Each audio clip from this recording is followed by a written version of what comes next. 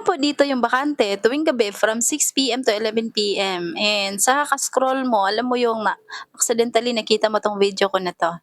Hi there everyone, this is Raquel, isang former sales clerk for 11 years and, same sa karamihan 'no, struggle talaga sa finances that time.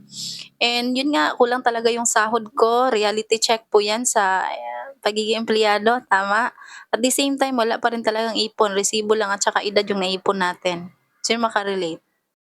Dahil sa kagustuhan kong mabago yung situation ng buhay ko at the same time, alam mo yung magkaroon tayo ng time and financial freedom, yung hawak mo yung oras mo. Good thing kaka-scroll ko dito sa TikTok, nakita ko po yung isang opportunity, isang digital system na kung saan at first talaga hesitant po ako nag-start kasi nga unang-una, skeptical po ako pagdating sa online. Pero nung na-check ko po na sobrang dami na palang taong unti-unti nabago yung buhay dahil dito sa digital system na 'to. And isa lang din yung nasabi ko sa sarili ko na kung kaya nila, bakit hindi ko din po gawin, tama? Kasi wala din namang mawawala, sabi nga nila kung hindi mo naman susubukan paano mo malalaman.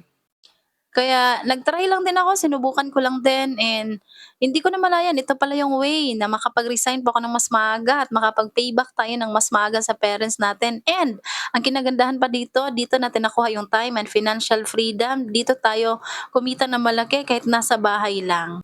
So kung ikaw right now, same ka din sa situation ko before, this is it, no? I-comment mo kung sa location ka right now, kung gusto mo naman ng pagbabago sa buhay. At the same time, kung matagal ka na sa trabaho na wala pa ring pagbabago sa buhay and or OFW ka man na alam mo yung gusto mo na makapag for good pero hindi mo alam kung papaano, at the same time ano yung gagawin mo dito sa Pinas, or kung gusto mo OFW ka na alam mo yung makapag-payback ng mas malaki sa parents at the same time 'no, magkaroon din ng time and financial freedom, especially hawak mo yung oras mo, ito na po yung pagkakataon. Message ka diyan sa baba kung sa location ka right now para maturo ko sa'yo kung papaano. See you and God bless.